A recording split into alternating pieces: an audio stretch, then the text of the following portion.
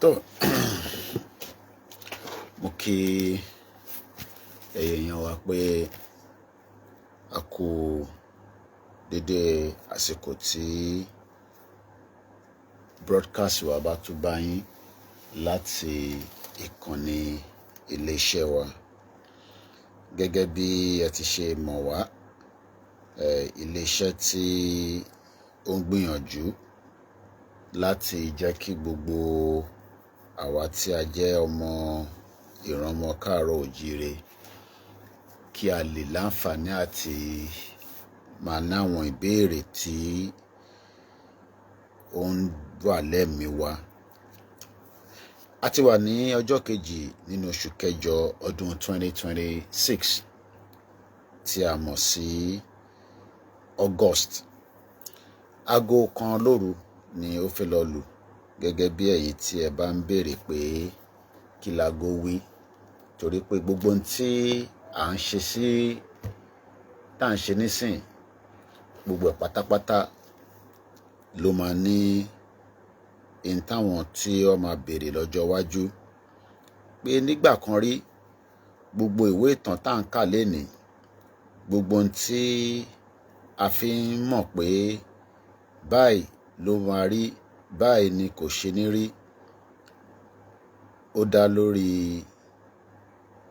bí àwọn ìtàn tí wọ́n kọ, tí gbogbo wa náà fi láǹfààní àti lè máa sọ pé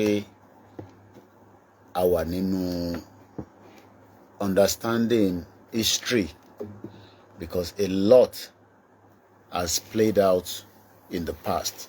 So mo kí wa pé welcome back once again to the late night conversation from Koikimedia. Tí ẹ bá wo àkọlé tí a fi síta gẹ́gẹ́ bí tí a fẹ́ sọ̀rọ̀ lé lórí ní àsìkò tí broadcast yìí bá bá wa, ó dá lórí nǹkan mẹ́ta sí mẹ́rin tí mo dẹ̀ fẹ́ kí ẹ bá mi fi ẹ̀mí bá lọ. Bọ́ bí ẹ bá ti wá ń darapọ̀ mọ́ wa, ìtẹ́yìn lè ṣe fún wa náà ni pé bẹ́ẹ̀ tẹ̀ ní kankan tí ẹ fẹ́ fi ran iléeṣẹ́ yìí lọ́wọ́, àwọn ètò tá à ń ṣe yìí, àwọn ìgbésẹ̀ tá à ń gbé jáde pé kí a lè fi bára wa kẹ́kọ̀ọ́, ẹ bá wa pín. Lóòótọ́ ọ̀pọ̀lọpọ̀ nǹkan ló ń lọ lórí social media àti ní Nàìjíríà, torí bí wọ́n ṣe ń ṣe wedding lọ́wọ́lọ́wọ́, bẹ́ẹ̀ ni àwọn kan ń ṣe party, bẹ́ẹ̀ ni olúkálukú náà ní nǹkan tí wọ́n gbé kalẹ̀ tí wọ́n máa ṣe lọ́la Sunday, ìyẹn lé ní Sunday, fáwọn tí wọ́n máa lọ sí church àtàwọn tó máa lọ sí mọ́ṣáláṣí fún àsàlátù àti àwọn oníṣẹ̀ṣe. So ìwọ̀nba táwa náà bá lè fi sọ̀rọ̀ nínú social media, òun náà ni à ń ṣe lọ́wọ́lọ́wọ́ báyìí. So mo kí wa pé ẹ káalẹ́ o. Mo kẹ́yìn tí alẹ́ ò tí dọ́dọ̀ yín ní Canada. Mo kẹ́yìn tí ẹ wà ní Australia, New Zealand, ẹ̀yin tí wà ní ọgọ́jọ́ àárọ̀, ẹ káàárọ̀. Òru làwa wà nínú Africa tí wọ́n ń pè ní Nàìjíríà, tí Britain dá sílẹ̀ ní 1914 amalgamation. Koikimedia bringing the world closer to your doorstep. Òun náà ni slogan wa. Mo kí gbogbo àwọn Iron Lady, mo kí gbogbo àwọn ẹgbẹ́ káàkiri ní ilẹ̀ káàárọ̀ òjíire àti èyí tó jẹ́ ẹgbẹ́ ti Yorùbá Nation tí à ń bá lọ, àti ẹgbẹ́ oríṣiríṣi tí ó ń bẹ nílẹ̀ Southwest of Nigeria. Mo kí bàbá wa alànà Professor Adébánjí Akíntóyè Kẹ́mi Ọláògùn, kọ́lọ́n jẹ́ kí a rí bàbá pẹ́pẹ́pẹ́pẹ́pẹ́pẹ́.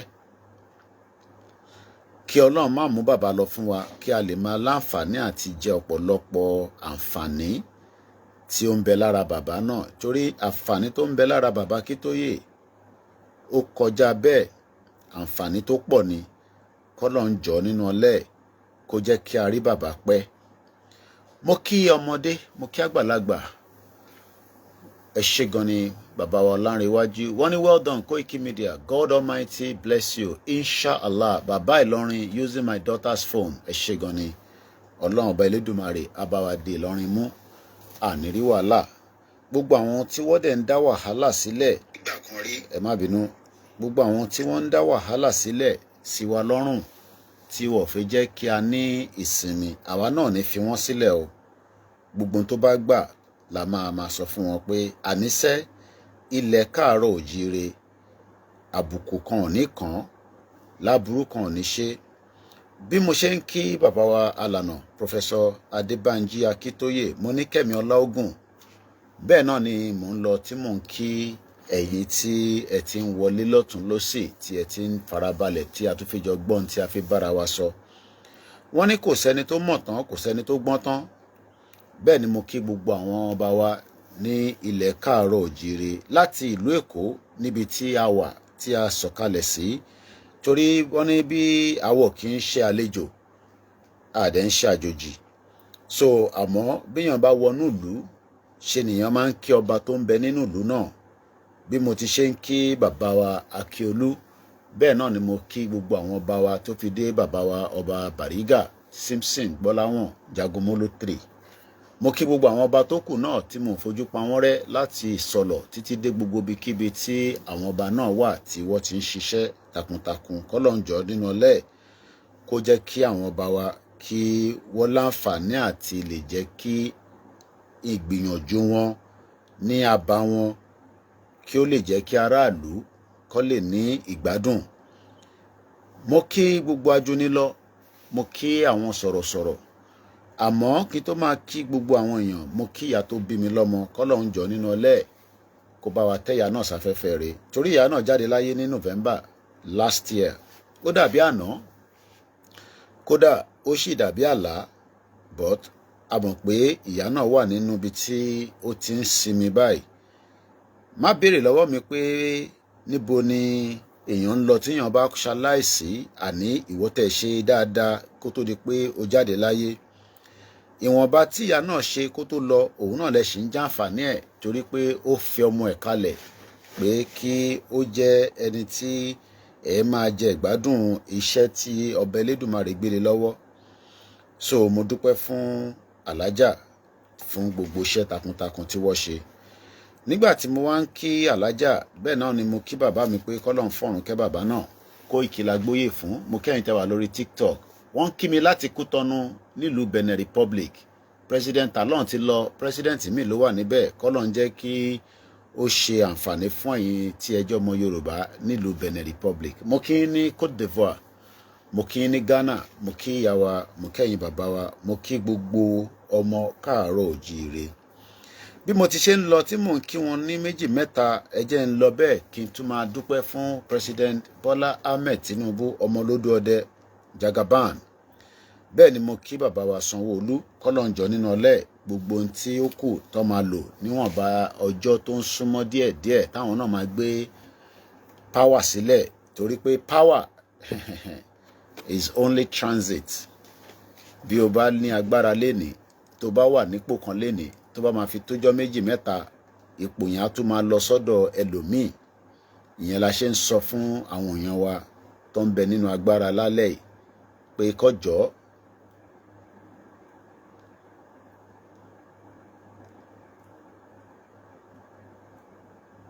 so kọ́lọ́njọ́ kó ṣe dáadáa fún àwọn tí wọ́n ń bẹ nílẹ̀ Yorùbá mo kí bàbá mi my principal ẹni tí mo gbà fún ẹni tí à ń wọ́wọ́ nǹkan tí a mọ̀ pé tí a bá pè lọ́sàn-án lóru oúnjẹ wa pẹ̀lú how busy he is ìyẹn olóyè Dr. Sunday Adéyẹmọ Ìgbòho Òòṣà kọ́lọ̀ ń jẹ́ ká rí bàbá pẹ́ mo kí gbogbo àwọn staff wa láti iléeṣẹ́ wa Koikimedia mo ní kọ́lọ̀ ń jẹ́ kí a rí wọn pẹ́ gbogbo iṣẹ́ tó lúkálùkù wá gbé dání nínú iléeṣẹ́ náà torí kò easy láti run ní operation organization kò sẹ́ni tó bá ní organization tí kò gbàdúrà pé kọ́lọ̀ ń jẹ́ kó túbọ̀ máa lọ sókè sí kò sẹ́ni tó bá ní organization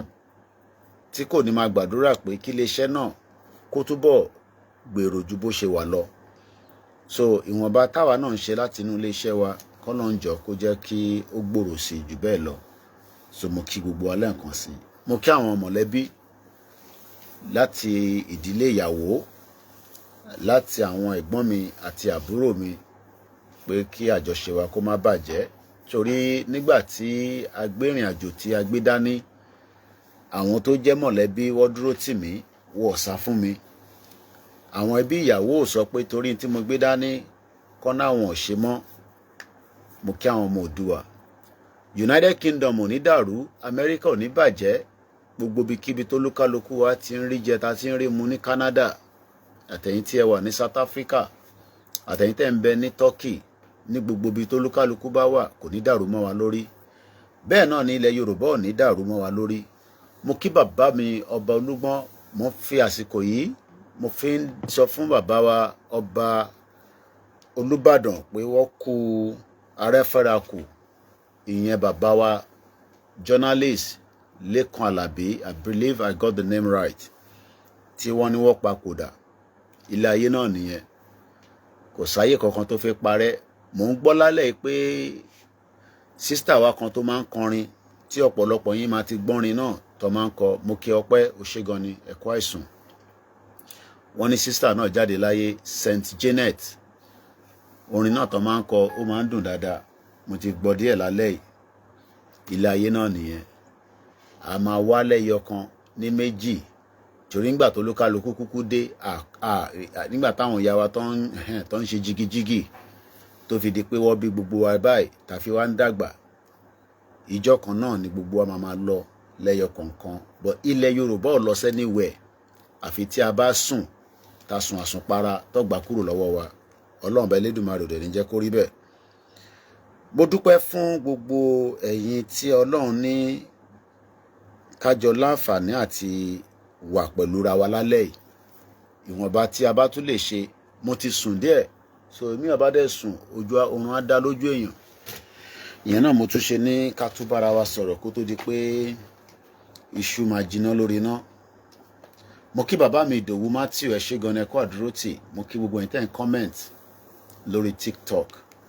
A kú program tí a ṣe. Mo tẹ́ mọ̀ pé program yẹn pẹ́ tó yẹn, over 3 hours la fi wà lórí program yẹn. Mo kí gbogbo ẹ̀yin tí ẹ bá mi dá sí.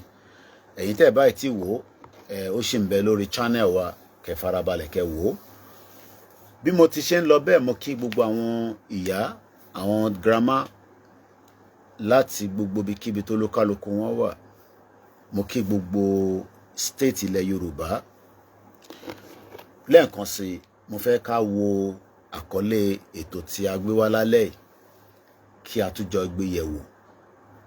Nítorí pé ilẹ̀ káàárọ̀ òjíire, ilẹ̀ Yorùbá, the southwest part of Nigeria, needs a lot of things to be put in place. Tí a bá máa rí ìgbádùn ayé kó tó di polúkálukú wa, a máa pẹ́, a máa dàgbà, káwọn àgbàlagbà kó pẹ́ sí wa lọ́wọ́. Torí àwa kì í gbé àwọn arúgbó wa lọ sí care home. A máa ń fẹ́ kó wà pẹ̀lú wa títí tí ọlọ́jọ́ máa fi dé. Bọ̀ nílùú òyìnbó, torí busy, wàá gbé fún àwọn tí wọ́n máa bẹ́ẹ̀ tọ́jú àwọn àgbàlagbà ẹ kí wọ́n lè lọ ṣiṣẹ́. Àbí? Bọ̀ lọ́dọ̀ tiwa, culture wa yàtọ̀. Àwa máa ń preserve pé àwọn àgbàlagbà wọ́n gbọ́dọ̀ wà pẹ̀lú wa, kò sí bí wọ́n ṣe lè dàgbà tó. Torí bí wọ́n bá ti dàgbà, oríṣiríṣi bí ọmọdé, ìwà ọmọdé lọ́mọ máa wù. So mo kí ẹ̀yin tí ẹ ṣe láwọn àgbààgbà lọ́wọ́ nílé. Mo kí gbogbo àwọn babaláwo, mo kí àwọn ìyá Ọ̀ṣun, mo kí gbogbo ibi tí wọ́n ti ń da Ifá káàkiri gbogbo ilẹ̀ káàárọ̀ òjíire títí dé Brazil, títí dé Cuba. Má jẹ́ kẹ́ni kankan gbé ẹni gógó. Religion tó bá face, tọ́jú ẹ̀ dáadáa. But tó bá jẹ́ pé ìṣẹ̀ṣe ló mú dání, tó má dalẹ̀ ìṣẹ̀ṣe. Torí pé in táwọn baba ńlá wa tó ti ń lò, ọ̀pọ̀lọpọ̀ tí ó ti ń ṣẹlẹ̀ lénìí, nítorí pé àwọn òyìnbó aláwọ̀ funfun wọ́n mọ̀ pé tí ẹ bá ń lo àwọn kinní yẹn, àṣeyọrí máa tètè wà. So wọ́n da gbogbo ẹ̀, wọ́n fi àmúlùmálà, má jàjà ẹ̀sìn, fẹ̀sìn ẹlẹ́sìn sílẹ̀. But in tó wà ń bẹ̀ ni pé a gbọ́dọ̀ preserve in tó ń pè ní culture wa. ìtàn pè ní ta fi ń sọ pé ọmọ Yorùbá ni wá, because ọmọ Yorùbá ni wá tá à ń sọ yìí, it has a lot of things involved. Mo kí ẹgbẹ́ ìrù ẹkùn kò ṣe fi ajá lọ́wọ́, àbí ìrù ẹkùn tí olóyè Ọmọdéyẹmọ Ìgbòho Òòṣà tó dá sílẹ̀. Mo kí gbogbo àwọn tí wọ́n jẹ́ coordinator tó olóyè gbé kalẹ̀ pé kọjọ máa ṣe. Ẹgbẹ́ náà ní dàrú, kò ní fọ́. Ẹgbẹ́ náà máa gbòòrò sí ni. We have about 80,000 volunteers. Fún wọn lówó, fún wọn ní kankan ju pé wọ́n gbà fún olóyè Ìgbòho. Ẹgbẹ́ náà dẹ̀ ni wá dàrú. Gbogbo ẹnikẹ́ni tó bá fẹ́ wọnú ẹgbẹ́ náà láti fẹ́ dàrú, àwọn onílẹ̀ wá da àárín yín rú, wá da mọ̀lẹ́bí yín rú. Gbogbo nǹkan tí ẹ bá ní pátá ló máa dàrú mọ́ yín lọ́wọ́. Gbogbo ẹni tó bá ń gbìyànjú pé n tí olóyè dá sílẹ̀, gbogbo ẹ̀ pátá tí a fẹ́ fi ṣe ààbò níwọ̀nba tí agbára wa ká, ẹ̀yin wá fẹ́ wọnú ẹ̀, ẹ fẹ́ wá fi àgàbàǹgebè tí Yorùbá yẹn right, ẹ fi wá penetrate, ẹ fi wá wo kí ló ń ṣe láti lè lọ mú fún àwọn ọ̀tálẹ̀ Yorùbá. Gbogbo ẹni bẹ́ẹ̀ ẹ máa yọ̀, ẹ máa ṣubú, nítorí pé inú kan tí olóyè fi gbé ìrù ẹkùn kalẹ̀ láti fi sọ̀pọ́ọ̀tì President Tinubu, pàápàá jùlọ láti fi sọ̀pọ́ọ̀tì gbogbo ọmọ Yorùbá. Bẹ́ẹ̀ ni mo kí gbogbo àwọn OPC New Era, torí nígbà tí mò ń fọ́lò olóyè tí wọ́n ń sọ̀rọ̀ ìyẹn ní ìlú Bariga, ẹ ṣé gan ẹ̀yin tẹ́ fún wa ní gift lórí. Mo tẹ̀rí pé àwọn tó ń ṣe wedding lénìí, àwọn tó ń fún wọn ní gift tó pọ̀ jù, gbogbo wọn náà lọ dé láti Amẹ́ríkà. Báwa bá wá jókòó bí ta ní káwọn èèyàn sọ̀pọ́ọ̀tì wa, wá máa béèrè pé kí la fẹ́ fi sọ̀pọ́ọ̀tì ṣe, torí pé kò yí ọ̀pọ̀lọpọ̀ pé owó la fi ń ṣe iṣẹ́. Bá dúpẹ́ fọ́lọ́run, gbogbo ohun tí ọmọ náà tó ń ṣe lénìí níyàwó, Ọlọ́run á bá wa fi àlùbáríkà sí, àárí adùn níbẹ̀. Láìpẹ́ láì jìnà ọmọ alálùbáríkà láàrin òun àti ìyàwó ẹ̀ àjẹyọ.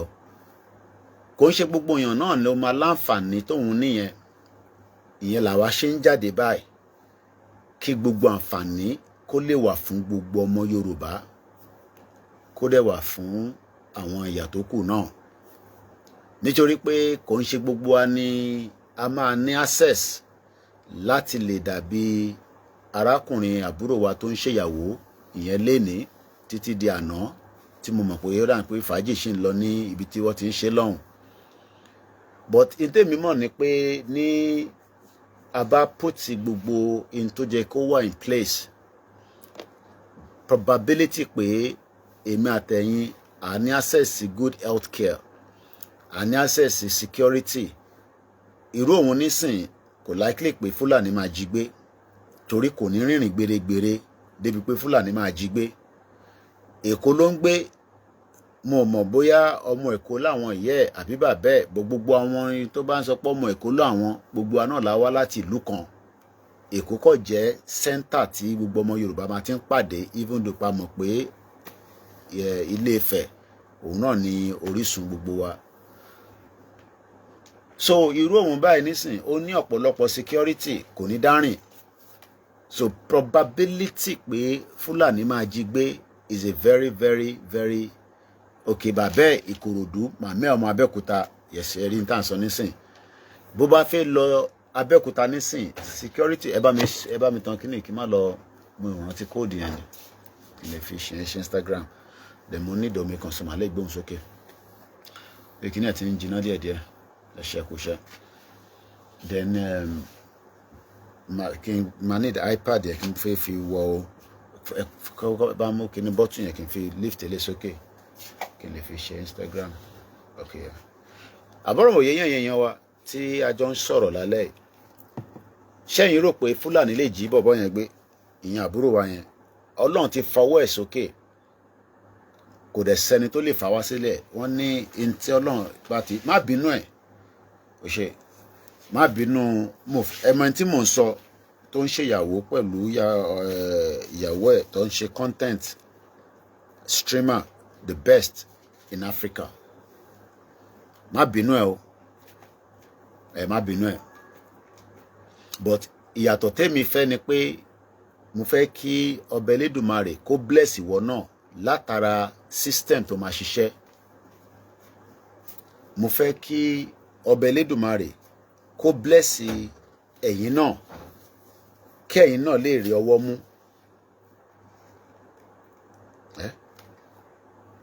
okay mo fẹ́ kí ẹ̀yin náà rí ọwọ́ mú àbọ̀rọ̀ mòye nísìn mo fẹ́ kí ẹ̀yin náà irú òun nísìn ó ti lọ London pẹ̀lú ìyàwó ẹ̀ so tó bá nídìí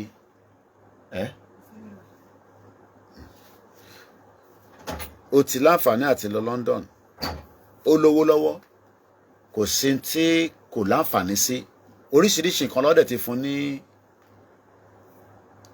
wedding ẹ̀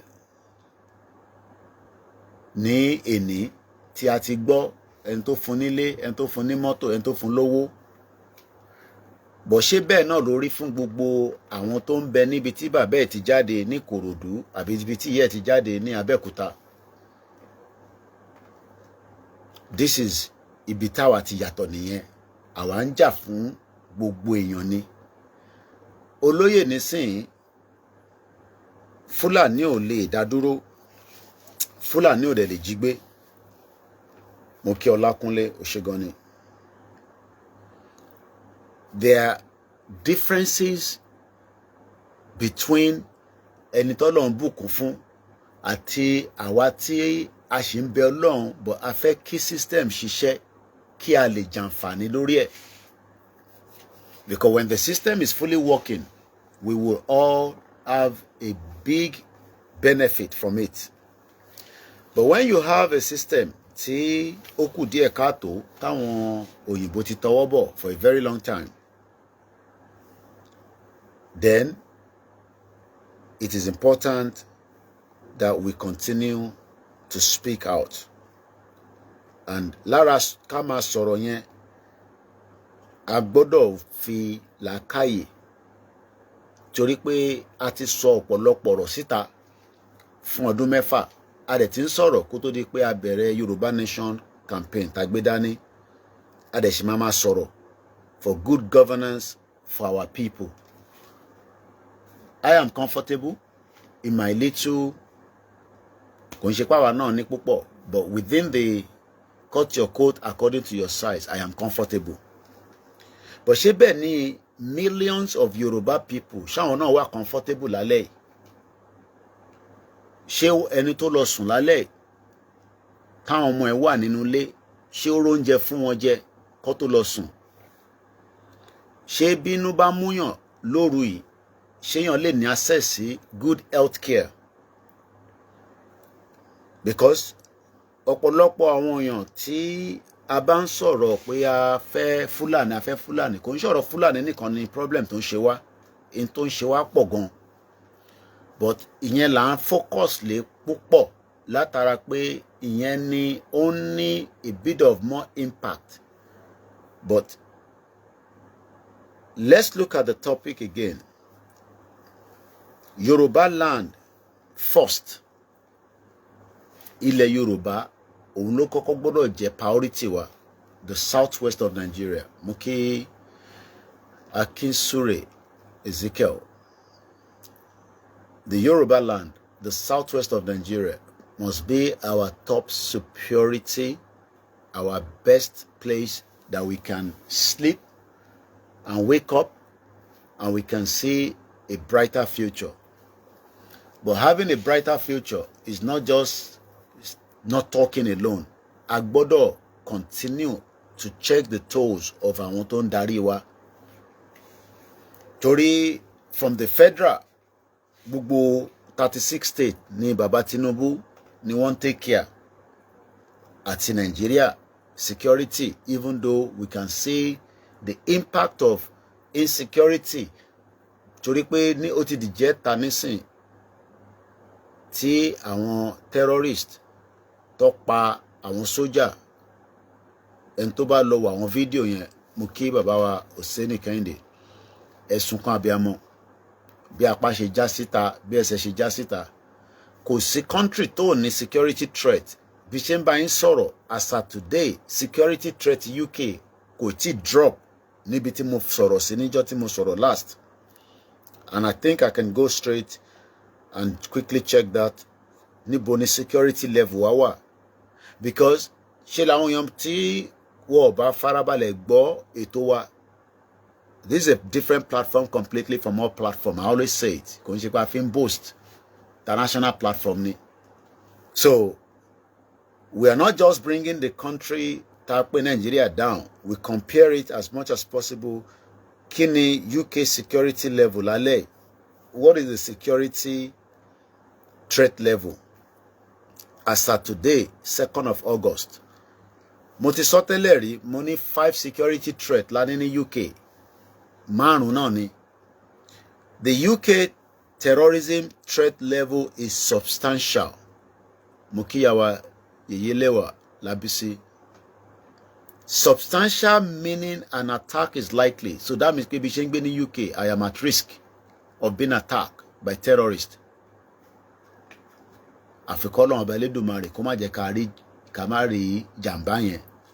Torí tó bá dé ẹni tó mọ̀ ń pa ẹ̀ àfaragbá. And this is why you need to work to make sure that nothing of such happen. Because ìgbà tó bá máa attack èèyàn, nobody will know. Ìgbà tó bá máa pààyàn, torí àwọn blood sucker làwọn, àwọn like kan máa mẹ̀jẹ̀ ni wọ́n. Àwọn tó bá ń pààyàn, àwọn care. They can take you out and they don't care because as far as they're concerned, àṣepọ̀. Ẹ wo gbogbo èèyàn tó ti ń pa nínú Nàìjíríà látijọ́ tí àwọn terrorists tó ti ń operate. Ṣé mọ̀ pa àìtí dínkù. So àṣepọ̀. This level is set by the Joint Terrorism Analysis Center. Tó bá building kan wà tó ń pè ní MI5. Ó wà ní Vauxhall fáwọn tó bá mọ UK dáadáa. Kò London nìkan kọ́ ní UK, but inú London ló wà. Ó wà lórí Vauxhall Bridge on your right. Tó bá ń lọ towards Victoria. Is a very secured building. Àwọn ni wọ́n ń ṣe security fún gbogbo UK. MI5.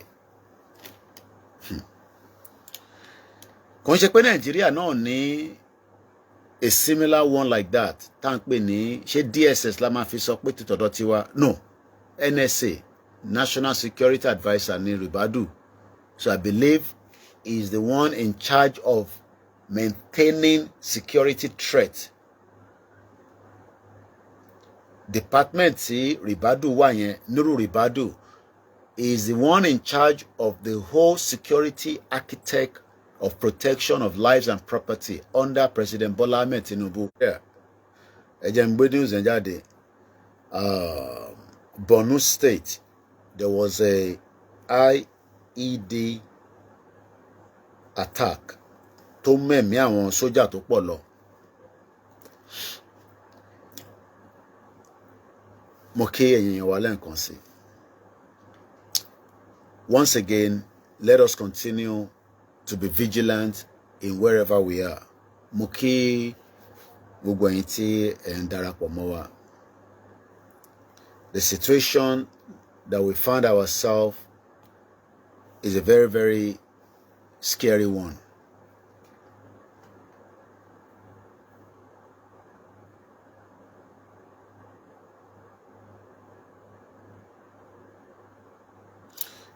I'm just going to give you some of the headline in the last 24 hours based on some of the news coming out of Nigeria. Headline lásán ni máa kọ̀ṣìkà fún yín. One day ago, lórí the cable, troops rescue a 20-year-old woman torí èèyàn kan ni, held by Boko Haram for 5 years in Borno State. Do you know what it means to be in captivity for 5 years? Irú ẹni sìn. Wá ti bá sùn. Torí ìyẹn gangan ní priority wọn fún àwọn obìnrin. Tó bá ti mọ àwọn obìnrin kọ́kọ́kọ́ rí wọn bá sùn. Ó máa easy fún wọn kó pa ọkùnrin dànù. But àwọn obìnrin Wọ́n prefer kó maintain wọn, kó máa bá wọn dáná, kó dẹ̀ máa rí ìbálòpọ̀ pẹ̀lú wọn. Gbàdúpẹ́ pé ẹni rí rescue gbà. Channels Television, troops foil adoption attempt in Borno State, rescue 31 people. Punch, ISWAP finance chief's wife, son, surrender in Borno State. Do you know that? Do you hear that news? ISWAP. Sherry, there are different categories of terrorists around the world. Gbogbo ẹ̀ ló kún sínú Nigeria.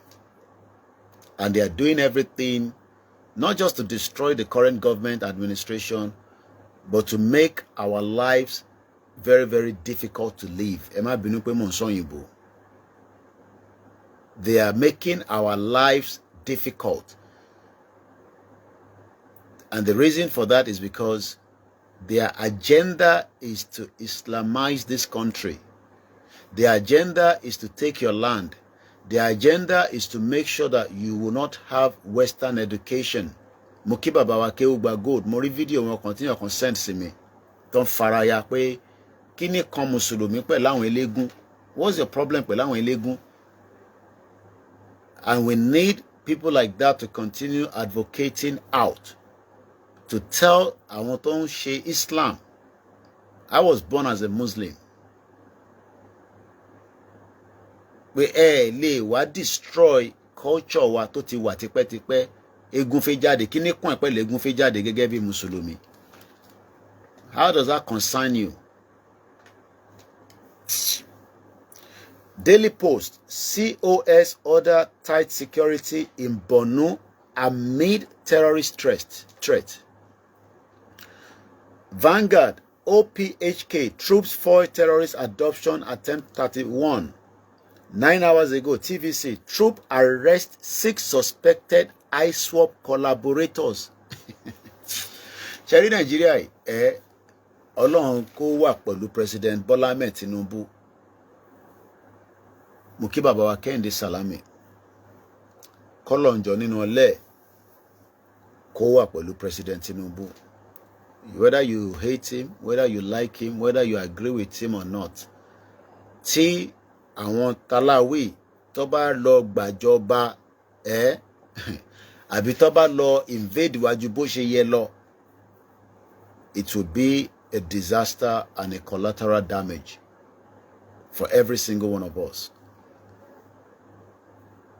Troops foil a terrorist plot to adopt 31 travelers in Borno State. So that means pé èmi nísìnyí kò lè gbé mọ́tò nísìnyí kí n sáré ṣeré lọ sí Borno State. Nígbà tí wọ́n forí èèyàn lọ gbà parọ́.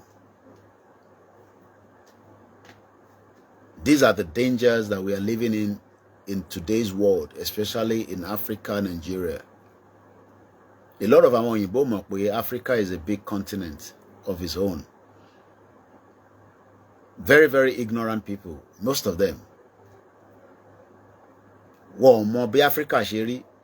They're very, very ignorant. But ṣé a máa blame wọn ni? The lies that have been told for many decades.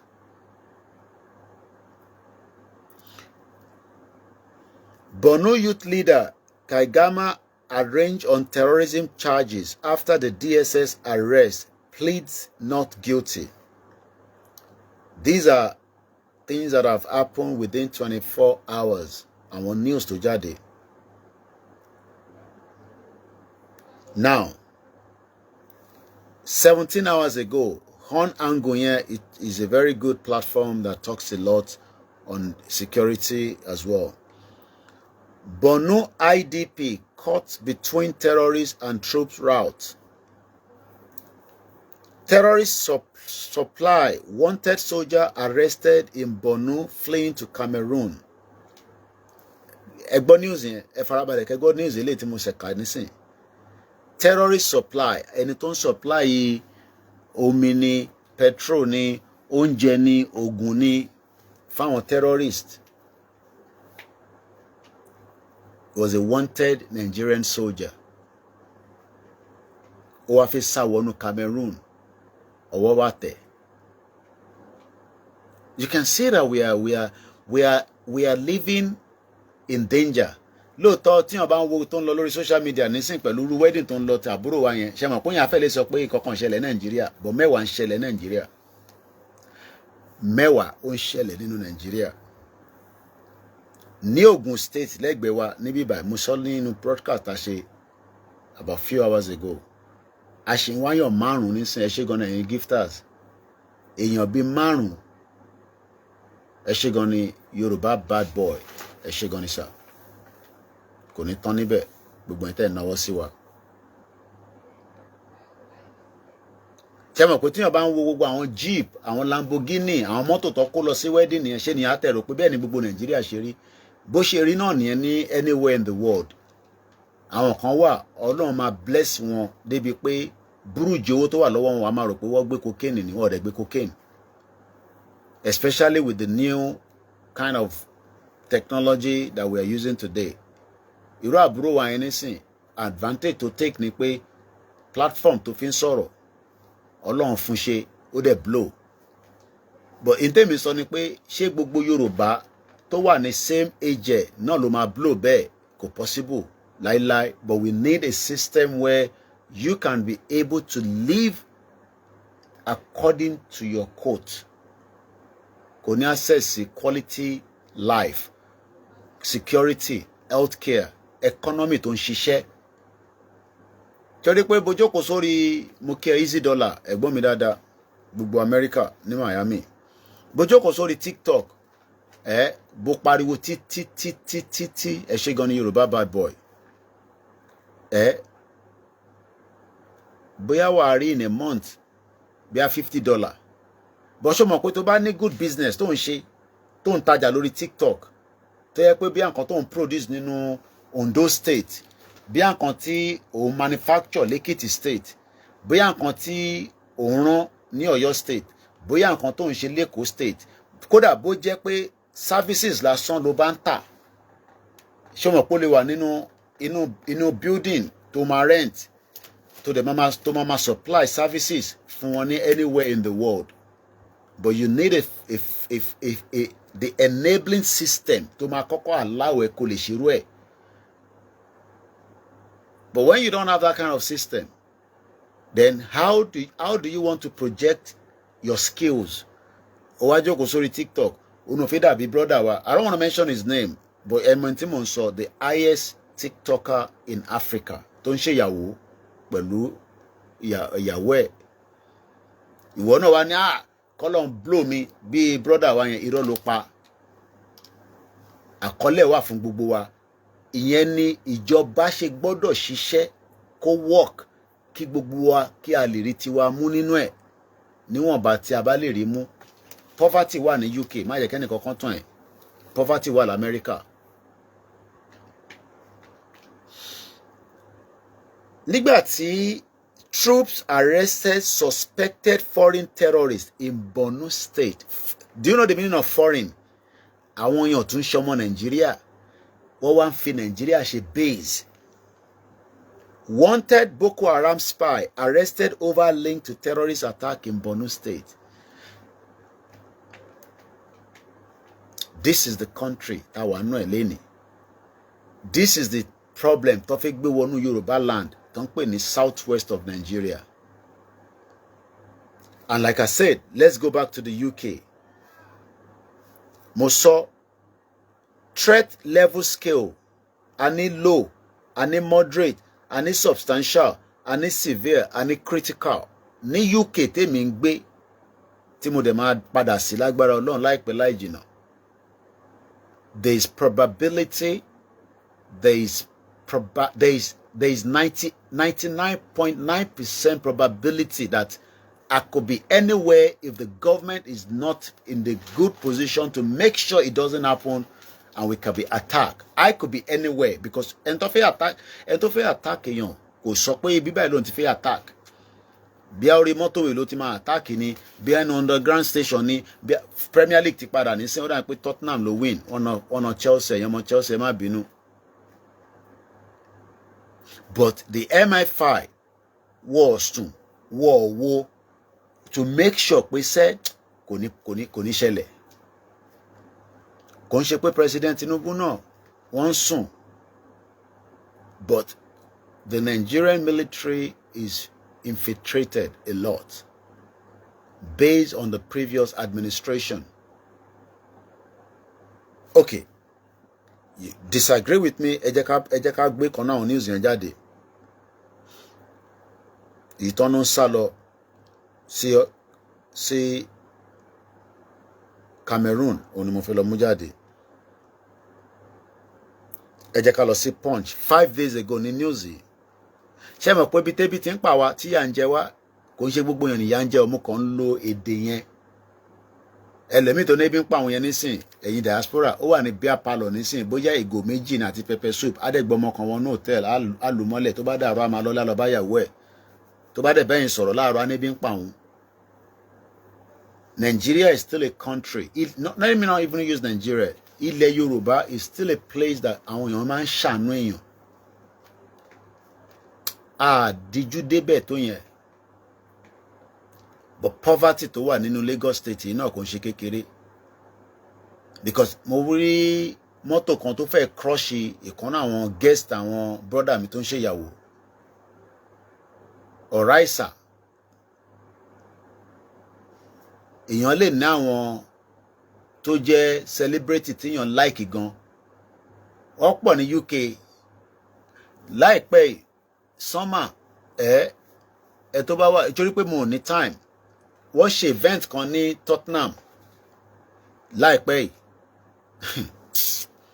Àwọn boys yẹn, àwọn people yẹn, mo ń bọ̀ máa ka story eléyìí. The Korean, ó rà pé South Korea làwọn boys yẹn, wọ́n máa ń kọrin ní South Korea artist London Tottenham. Mo fi lọ mórúkọ wọn jáde. Kẹwàá wo báwọn èèyàn ṣe ń kú fún wọn. Àwọn young people. Wọ́n pè wọ́n ní the South Korean K-pop legend. Ẹ bèrè pé lóní ticket táwọn èèyàn fi wọlé. Mo fẹ́ lọ wo image wọn bí a máa rí image àwọn people yẹn. Group ni wọ́n báyìí. Tẹ́ bá rí báwọn èèyàn ṣe fẹ́ mo máa ríru ilé ìríkẹ́. Mo ń bọ̀. South Korean K-pop legend Big Bang will perform at Tottenham Stadium in London on Saturday. Kò tẹ̀ ń ṣàn kò ń ṣe léyìí. Group làwọn yẹn báyìí. Ilé ìtẹ̀tùkọ́. Ilé tí mo ń ká ikọ́. This one is a different one. But these are young artists. But èmi ò rí yàn kankan tó wá ní ẹ fún mi lówó, ẹ fún mi ní pounds, ẹ fún mi ní dollar, ibi tí mo fẹ́ lóhùn gangan bẹ́ẹ̀ nìyẹn.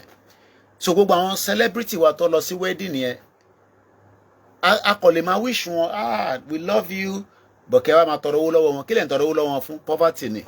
Ìyà ti mú anybody pa. You can appreciate them for what they are doing, just like we are being appreciated as well. Níwọ̀n bá tí àwa náà wà lórí social media. But kó wá di pé èèyàn rí mi nísìn wá ní kí n fún lówó. Why is mo ṣe gbọ́dọ̀ fún ẹ lówó? It's the same thing. Ó ń ṣẹlẹ̀ sáwa àwa náà. The people expect that a gbọ́dọ̀ fún àwọn lówó. Or a gbọ́dọ̀ send owó sáwọn. Why must I send money to you? Ṣé mi ni government ni? Ṣé mi ni President Tinubu ni? Ṣé mi ni state governor ni? Tí wọn náà bá níṣẹ́ lọ́wọ́ tó bá wà okay, ìwọ gan ló yẹ kó máa fáwọn lówó. Torí iṣẹ́ táwa gbé dání nísìn, iṣẹ́ tó ń ṣiṣẹ́ kékeré ni. Aago 2 ló fẹ́ lọ lò nísìn. Àtútù jáde báyìí nísìn. Kẹ́kọ̀ọ́ fi appreciate wa pé àwọn tó ń fún wa lówó yẹn tẹ́yìn rí yẹn, wọ́n fi appreciate wa ni. Torí ẹlòmíì ò lè ṣe ìtagbé dání, ẹlòmíì rí pé is a risk. Ẹlòmíì rí pé ó dà kákọ̀ fi nawọ́ sí Koiki. Ó yá, mo send the 10,000 sí ẹ, mo send the 50 pounds sí ẹ. It's just to appreciate. But ní Nigeria is the poverty level ló ń jẹ́ kí àwọn èèyàn máa sáré lọ bá celebrity pé mo rí òyìnbó tí ó wá sí wedding yẹn tó ń dáwó. But àwọn tèmi rí tí wọ́n wá sí Tottenham, ticket kankan was 150 pounds. Mo dẹ̀ pàdé àwọn young girls méjì kan, wọ́n ní 2 days ẹ̀ làwọn rà. Ó jẹ́ 300 pounds. Èmi tẹ̀ ń béèrè pé ṣọ́ discount wọ́n ní no. But if we are all okay nílẹ̀ Yorùbá. I expect tá bá fẹ́ elevate àwọn èèyàn wa, ó jẹ́ kí gbogbo àwọn governors wa kó wọnú state wọn kó dẹ̀ máa sọ pé within 4 years táwọn máa lò nínú state àwọn fẹ́ sọ yín di olówó. Ó dà pé àwọn èèyàn gbọ́ mi mọ́. Àwọn kí tí bá ń sọ̀rọ̀ táwọn èèyàn bá comment á jẹ́ pé gbọ́ mi mọ́ nìyẹn. Bí ọ̀rọ̀ tí bá ń sọ yẹn tó bá dẹ̀ make sense. Your governors or our governors kí n lò bẹ́ẹ̀, their task is to make sure that in 4 years táwọn kọ́kọ́ fẹ́ lò àbí 8 years táwọn máa lò, they must be able to tell us the percentage of how many people in their state tó máa di millionaire. That is what they should do. Ẹ ṣé gan ni AY. Ẹ ṣé gan ni Mr. Martin. When I'm here. You want to be a governor? Okay. Èèyàn mélòó ló máa dolówó? Ẹ ṣé gan ni ìyá mi Kẹ́mi. Èèyàn mélòó lẹ fẹ́ sọ di olówó? Kò ń ṣe àwọn tí ẹjọ́ ń ṣe ẹgbẹ́ yẹn tí wọ́n bá yín ṣe káràmásìkì pé ẹ di governor. Àwọn yẹn kọ́ là ń sọ nísìn. Those are your loyalists. Those are the people. Those are the people that stood with you. But now, 30 the governor, how many people lẹ máa sọ di millionaire kẹ́ tó kúrò? Mo kí bàbá wa lẹ́kìtì, bàbá dáadáa. Even though pa máa ń jà gan bàbá yẹn. Bàbá yẹn ti ẹ báyìí kí n tún lọ síbi. Bàbá yẹn mo ti sọ̀rọ̀ bàbá yẹn mo ní bàbá yìí ti fa bàbá kan ní, ó ti fa bàbá yẹn ní, ó ti fa lẹ́pọ̀n. Ẹ má bínú fọ́rọ̀ èdè tí mò ń sọ. Bàbá Èkìtì. Èmi ẹ̀ yí bó ṣe wà yẹn. Èyí tó ń pò pẹ̀lú àwọn pípù yẹn. Òun àti sister mi yẹn mò ń wo program yìí, sister mi yẹn, ìyẹn wà lọ́ṣùn. Òun àti bàbá Èkìtì tó dà ń pò mi kan náà lọ́jọ́ mu.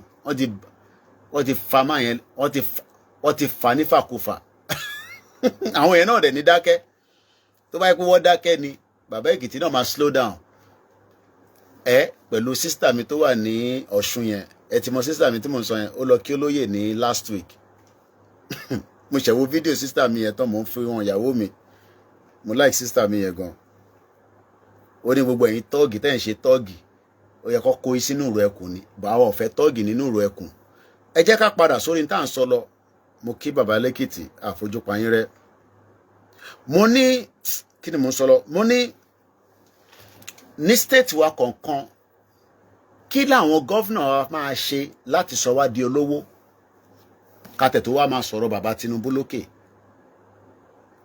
Ọ̀nà wo ló máa gbà kí ló máa put in place tí gbogbo wa máa fi di olówó? Ṣé mọ̀ pé nígbà kan àwọn èèyàn máa ń send owó lọ bá àwọn èèyàn nílùú òyìnbó. Tí àwọn tó wà nílùú òyìnbó ń struggle ni. Ìyàtọ̀ kan ni pé exchange rate ni. Exchange rate ló ń jẹ́ ká máa feel pé àwa okay. I'll give an example now. Alẹ́ TikTok mi tẹ́ ń wò yìí, ó fún mi ní £5. Ìyẹn máa ń wọ́n dà táwọn èèyàn bá ní àwọn rówó lórí TikTok. Èmi lẹ́yìn tí ń rówó lórí TikTok, èmi ò rówó lórí TikTok. Àwọn tọ́lọ̀ ń bùkún fún onírú brọ́dà wa tí mò ń sọ yẹn tó ń ṣèyàwó. Ọlọ́run burújí ni Ọlọ́run ló bùkún fóun. But àwa nísìn àwa kàn ń pariwo lórí social media, àwọn yẹn máa rò pa lówó lọ́wọ́. But àwa ń gbìyànjú pé kí ilẹ̀ káàárọ̀ òjíire kó má dàrú, kó má bàjẹ́. Káwọn àjòjì kó má sọ wá di ẹranko bíi tiwọn, because animals làwọn. They are bloody animals. Àwa ń gbé ìyá mi Comfort Ológunjà, mo ti kíyín títí. Ẹ ṣé gan ni màmá dáadáa. I love her so much. Wọ́n wà ń bẹ̀ nígbà tálájà kú. Wọ́n tún yọjú. Wọ́n ṣẹ̀tọ̀, wọ́n ṣẹ̀yìn. Gbogbo ẹ̀yin tẹ́ ń ṣe bẹ́ẹ̀ tẹ́ fi mí sílẹ̀. Torí pé bí mo ṣe sọ, trip tí mo wá alájà ló yẹ kó ra tíkẹ́ẹ̀tì, but mo gbìyànjú lọ́ba Elédùmarè máa rí olóyè ní ọ̀sẹ̀ tá fẹ́ rí. Mo ń dọ́dọ̀ olóyè nìbàdàn. Ẹ jẹ́ ká padà sórí ọ̀rọ̀ tí mò ń sọ. Mo ní state wa kọ̀ọ̀kan, irú state wa tí ìyá wa Comfort Ológunjà ti jáde l'Ondo state. Kí ni gọ́vnà tí ó jẹ́ t'Ondo state máa bá wa ṣe kí a di olówó? Èèyàn mélòó ló máa di millionaire within the 4 years? kò síbi tí pàdípàdí ò sí. Ó wà l'Amẹ́ríkà, ó wà ní UK. Àwọn tó bá sponsor government wọlé, wọ́n máa take àwọn yẹn kọ́ ni mò ń sọ. Mò ń sọ aráàlú, àyín mẹ̀kúnnù, àwa mẹ̀kúnnù. Ní Èkìtì lọ́dọ̀ àwọn bàbá lẹ́kìtì, bàbá wa gómìnà ọlọ́lá wa níbẹ̀, èèyàn mélòó ló máa bá wa fà sókè tó máa di olówó. Nítorí tá bá fàyàn 10 sókè tó di olówó, àwọn náà máa dá iléeṣẹ́ sílẹ̀. Iléeṣẹ́ laundry ní, iléeṣẹ́ búrẹ́dì ní, iléeṣẹ́ coffee ní, iléeṣẹ́ this ní, iléeṣẹ́ that ní. Ó bẹ̀rẹ̀ sí di channel of more jobs. Because nígbà tí governor bá know that kóhun tó lọ èèyàn 100 o, òun máa guarantee pé they will be fully equipped and they will be able to sustain themselves and another 10 people. Because báwo la ṣe fẹ́ yọ poverty kúrò nílẹ̀ wa? Láàrẹ̀ náà iṣẹ́ security tá à ń bá lọ yìí. Kò fẹ́ padà sórí Nigerian soldier tó ń supply àwọn agbésùmọ̀mí tó wá ń ṣe jàǹbá nílẹ̀ Yorùbá, tó ń ṣe jàǹbá nílẹ̀ North, tó ń ṣe jàǹbá ní Middle Belt, tó ń ṣe jàǹbá ní South East. Tí mo wá ń béèrè ní program tí mo ṣe lọ́sàn-án pé kí lẹ̀ ṣe wa fún Fúlàní? Kí la ṣe fún wọn? Ẹ jẹ́ ká ka tabatẹ̀ rójú arákùnrin, ìyá mọ̀ pé Fúlàní parako ni. Ṣe rójú ẹ̀, ṣe rí dáadáa. Ṣe iná rí. Ó wá fẹ́ sá lọ sí Cameroon. Punch newspaper ni mo ti fẹ́ ka ilé ìkẹ́ má bá ní iléeṣẹ́ Koikimedia, òun ló make it up. Mo kí gbogbo ẹ̀yin silent listeners. Mo níbi tí Ìgbòho bá tò sí ni mo bá tò sí. Mo dẹ̀ dúpẹ́ pé a lọ rí bàbá Akíntóyè lánàá. Bàbá Akíntóyè ò dẹ̀ sọ̀rọ̀ òdì sí President Tinubu torí bàbá Akíntóyè gbé ní Benin for many years. Àwọn náà ti padà sílé nísìn. Ìgbòho ti padà sílé, la ṣe ń rí Ìgbòho lò. Cases táwọn èèyàn dẹ̀ ń gbé wá bá wa, kódà brother wa kan gbé case kan wá nísìn, tí bá dé Ìbàdàn ni máa lọ narrate fún lóyè. Kò mú tẹ̀ tí understand bí case yẹn bó lóyè ṣe fẹ́ bá yanjú ẹ̀. Ọ̀rọ̀ lẹ̀ ní Nàìjíríà, nílẹ̀ Yorùbá yìí kò máa ń ṣe nǹkan kékeré kẹ. Ọlọ́run máa mú wa. Brother yẹn ẹsẹ̀ méjèèjì wọ́n ti gé. Mo wo fídíò tó send sí mi ní orí WhatsApp mi, àyà tèmi gan já pé lórí ọ̀rọ̀ ilẹ̀ kí ló le tó yìí? Tá ń para wa lórí ọ̀rọ̀ ilẹ̀. Ẹsẹ̀ méjèèjì ni mò ń sọ o. Ẹni tó lẹ́sẹ̀ tẹ́lẹ̀ tó wá dẹni tó lẹ́sẹ̀ mọ́, wọ́n ti gé ẹsẹ̀ yẹn débi orúnkún báyìí, wọ́n ti gé. Torí àwọn tó lọ attack ẹ̀ wọ́n yìnbọn fún. So eventually wọ́n láti gé ẹsẹ̀ yẹn. He's still alive. Lórí ọ̀rọ̀ ilẹ̀ ni o. Ti send message sí mi. Má dọ́dọ̀ lóyè. Má present case yẹn. Mo mọ̀ tó lóyè máa ṣe sí o. Olóyè kan ni governor. Olóyè kan ni chairman. Mélòó lolóyè fi yanjú? Léni nísìn, ó ti dànà báyìí nísìn. Lára àwọn tí wọ́n jí gbé ní Ogun State, ìyá ọmọ kan ti lọ sọ́dọ̀ lóyè, ó ti lọ sunkún bọ́ lóyè. Though èmi ti fún olóyè ní information yẹn pẹ̀lú Yorùbáland today. Ayọ̀mí Kúndámíjì ó ṣe gan ni brother mi. Nigerians are not ready for freedom. I've come to that conclusion. Ó tó jọ́ mẹ́ta brother mi. Mo kí African Confidential náà. Now, ẹ jẹ́ ká ka story àbí article yìí torí kò ń ṣe story. Terrorist supply. Màá try láti ṣe àyàngbéfo ẹ̀. Terrorist supply, ẹni tó ń supply àwọn agbésùmọ̀mí ní nǹkan.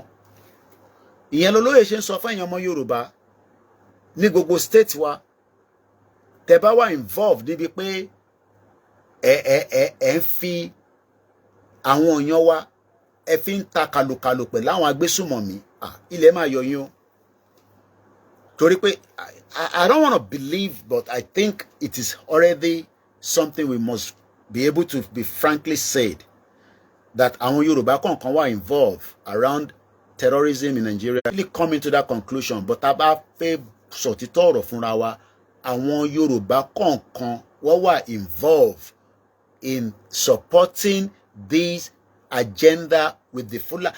Bóyá ó wá jẹ́ àwọn Yorùbá tó jẹ́ ọmọ Fulani náà ni tí wọ́n tí mo fẹ́ understand. Mo kí bàbá mi Waris Jinadu. We are already in danger. Ọlọ́run tó dẹ̀ ní Ìgbòho kò ní jẹ́ kí ẹ̀mí ẹ̀ jábọ́ sí ọwọ́ ẹnìkọ̀ọ̀kan nu yín. Torí kò ní any reason to be involved in gbogbo tó gbé dání. Wàhálà gidi ni, stress gidi ni. Èyí kan tó wá fẹ́ kó wá tako President Tinubu lórí pé ó fẹ́ bá wa ṣe wàhálà, because wàhálà ni gbogbo ń ṣe lọ́wọ́lọ́wọ́ báyìí tó ń ṣe kékeré. Èyí táwa ń ṣe ìbáwa kan sọ̀rọ̀ ni. There are a lot of things that he's doing that sometimes is not something that has to come into the public domain that I know. Kọ́lọ̀ bá wà pẹ̀lú ẹ̀, and I can't wait to visit him next week in his house in Ibadan officially. I can't wait. Gbogbo ilẹ̀ rí ngbà tí olóyè délé padà tó ń sọ pé wọ́n ṣe attack òun. Inú ilé ẹ̀lẹ́mí náà wà. I would have been killed in that house in July 1st, 2021. That means pé àwọn onílẹ̀ tó fi ìṣọ́ ẹ̀ṣọ́ àwa kò ń ṣe pé àwọn tó pa yẹn náà ohun wà bọ́ ṣe pa wọ́n. ẹlòmíà comment á ní ẹ ti gbàgbé àdògàn àwọn ọmọ àlè. Báwo la ṣe máa gbàgbé àdògàn àtàlájì Fatai? Tèmi náà bá wà ń bẹ́ẹ̀ bí mi náà wá ti mọ́ta olúwẹ̀ lọ. Olúwa ti wá lọ kí ìyá mi tó lọ bí ikú yẹn ló kọ̀ máa pa ìyá olúwẹ̀ dànù. Bọ̀ ikú Yorùbá nation kan ló pa ìyá tèmi o. Yorùbá nation kan ló pa, ó jayé ẹ̀ tó fi kú ni. And she slept in the Lord, and she died in the presence of her children. I was there when she died. Kò ṣe pé wọ́n sọ fún mi. And that was the reason why tí mo ṣe lọ rí àbúrò mi lánàá. Òun ló tẹ̀lé mi tí mo lọ bá ní Ìkòròdú. Ọdún 5 lèmi àti ó ti fojú kanra. So ẹ̀yin ò mọ pain tí bàbá Akíntóyè tó ẹ lọ wo fídíò bàbá Akíntóyè lánàá, ẹ rí pé mò ń try láti control wọn ni, because omi ti lé sójú bàbá yẹn. Pé ṣé bí bíbà ṣe máa rí lélẹ̀, ilẹ̀ Yorùbá ṣe máa rí lélẹ̀. Ìyẹn la ṣe ń sọ fún àwọn gómìnà wa pé ẹ gbé ìgbésẹ̀. Bẹ́ẹ̀ ni we don't kàn ṣe gbogbo Nigerian soldier ni ó bad. Lóòótọ́ wọ́n ní lọ́wọ́ tó bá mú ẹ níbi tí kò dáa wá ṣe ọṣẹ́ fún ẹ, but ó ti wà infiltrated lára ẹ̀ ní arákùnrin eléyìí nísìn bàbá àgbákò ni. Wọ́n pọ̀ bẹ́ẹ̀ o. Báwo ló ṣe ó tẹ̀ clear dáadáa báyìí. Báwo ló ṣe rí eléyìí employ sínú Nigerian soldier? Ta ló gbà síbi iṣẹ́? Ìwé mélòó ló kà? Ta ló employ ẹ̀? Ṣé láti Sẹ́ríkì wọn ni, láti Emir wọn ni lọ fún ní lẹ́tà pé kó employ ẹ̀?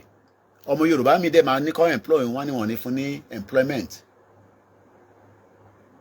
Àìmọye àwọn sójà ọmọ Yorùbá tó ti padànù àtàwọn ẹ̀yà tó kù. Ká má wà selfish. Ẹ jẹ́ ká kátìkù yẹn ká tó máa tẹ̀síwájú torí mo fẹ́ pẹ́ púpọ̀ kí n kàn ṣe díẹ̀ níwọ̀nba tí bá lè ṣe lálẹ́ náà ni. The Nigerian army has confirmed the arrest of a soldier. Soldier náà lélẹ̀ ẹ bá máa wojú ẹ̀. Ṣe rí pé bó ṣe wà nílẹ̀ Yorùbá nìyẹn, àwọn ọmọ àlè Yorùbá tí wọ́n jẹ́ Fúlàní tó ti wà láàrin wa, tó ń dá sùrùtù sílẹ̀, tó ń dá wàhálà sílẹ̀, àwọn agbénigbé, àwọn agbésùmọ̀mí. Ṣé rójú ẹ̀? Ẹ̀yin tẹ́ wà lórí TikTok, ṣé gbogbo yín rójú ẹ̀? Ẹ wo bó ṣe rí. Àìmọye àwọn tẹ́lẹ̀ máa ti padànù nígbà tó ń ṣe sójà lọ́wọ́lọ́wọ́ tó kàn máa yìnbọn fún, tó máa pa, tó máa jù sẹ́gbẹ̀ẹ́ gbó. This is, looking at him, you can tell that this is a Fulani man. So àwọn tó fẹ́ gbàjọba lọ́wọ́ President Tinubu lélẹ̀ ní last year. So káwa wá dákẹ́ ìtura fẹ́ kúrò ní Nàìjíríà. Ká má lè sọ pé President Tinubu ẹ ṣe in tí ọba Elédùmarè máa fún yín ṣe ká tètè get the hell out of this system tó ṣiṣẹ́ yìí. It can be repentance Boko Haram in Nigeria. Bẹ́ẹ̀ ni grammar. So jẹ́ sáré kátìkù yẹn tán torí mo fẹ́ jẹ́ kí gbogbo wa ṣàìsùn tó pọ̀. Aago 2 ti fẹ́ lọ lù. Lóòótọ́ àwọn kan fẹ́ gbádùn program yẹn. Bẹ́ẹ̀ ni we can't keep mute. Torí pé nǹkan táwa fẹ́ yẹn ká wá keep mute kọ́ lu Tinubu mọ́lẹ̀. Ṣètọ́ba tẹ́lẹ̀ bá wá lu Tinubu mọ́lẹ̀ ṣé kò ní lu èmi náà mọ́lẹ̀? Ṣé tẹ́lẹ̀ bá di Chief of Army Staff ṣé ó máa fún Ìgbòho láyè gbogbo tó ń ṣe yìí? Ìrù ẹkùn kò ṣe fajá mọ́ lọ́wọ́, ìrù ẹkùn kìnnìkan wá lé gbogbo wa dànù. Ìyẹn la ṣe kọ́kọ́ wọ́n ní this guy resemble Buhari. ẹ tún wojú ẹ̀ dáadáa ṣe bá mi rójú ẹ̀ ká tó ka átíkù yẹn torí mo fi gbà yín lásìkò púpọ̀ bí aago 2:30 ni a máa parí ètò ìyàgò, so I only have about 30 minutes. Can you see the face? This is the threat level. Threat level wà ní UK, but ti Nàìjíríà yìí báwo la ṣe fẹ́ níyànjú ẹ̀ tá a bá ti kọ́kọ́ fi ọ̀rọ̀ ìrú ẹkùn, Àmọ̀tẹ́kùn, OPC New Era àti VGN kàdé ní state police àwa bẹ̀rẹ̀ sí í ṣe the needful láti make sure pé ẹni bá fi. I expect that we should have a patrol ní gbogbo highway wa tó máa lọ tó máa bọ̀.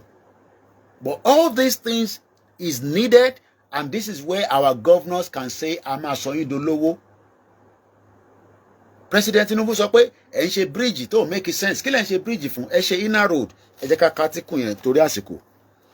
The Nigerian army has confirmed the arrest of a soldier, Private Muhammad Yusuf Olórúkọ Buhari, recently declared wanted for his alleged involvement in illegal supply of military accoutrement òyìnbó yẹn ti kọ jù to terrorists and other criminal elements. Ilé a máa jí weapon nínú barracks, a máa gbé fún terrorists. This is àwọn tó fẹ́ bá Ìgbòho jà lílé yìí o tẹ́yìn kan tẹ́ ń sọ pé kí ni Ìgbòho gbé dání pẹ̀lú gbogbo àwọn ọmọ ìró ẹkùn, because these are the people that want to fight us. This is why we are saying that kíyàn kan máa wá sọ pé kí ni Ìgbòho ó ń ṣe content, ó ń ṣe kíní kan kò ń ṣe movie lélẹ̀. This is a real life scenario. Nígbà tí sójà Nigeria military bá ń sọ fún wa pé eléyìí àwọn tí ń wá tipẹ́ mélòó bẹ́ẹ̀ tó ń wá bẹ́ẹ̀ táwọn ọmọbi tó wà tó ń supply wọn, tó ń fi helicopter já wálẹ̀, tó ń fi títì gbé wá, tó ń fi mọ́tò gbé wá, tó ń fi trọ́ọ̀kì tó fi kó gbogbo ẹ̀ wọlé. Ṣẹ̀dẹ̀ mọ̀ pé àwọn lọ di port authority mú for a very long time kó tó di pé President Tinubu bẹ̀rẹ̀ sí ń ṣe adjustment ẹ̀ nísìn. Ẹ ṣe gan ni Mr. Ọlọ́runwájú. Ṣé mọ̀ pé àwọn lọ wà ní port tó fi ń kó nǹkan wọlé. Ṣé mọ̀ pé almost àwọn ọmọ Yorùbá tó wà ní port kì máa kọ̀ wọ́ọ̀ṣì wọn dáhùn gbogbo alamúrúṣẹ́ táwọn ń ṣe kọ̀ níṣẹ́ kankan tó ń ṣe ń bẹ̀, but àwọn tó di òkè mú gángan àwọn ni wọ́n control port. Ìgbà tí Jagaban débẹ̀ nísìn ni wọ́n bẹ̀rẹ̀ sí í yọ wọ́n tán adjust ẹ̀.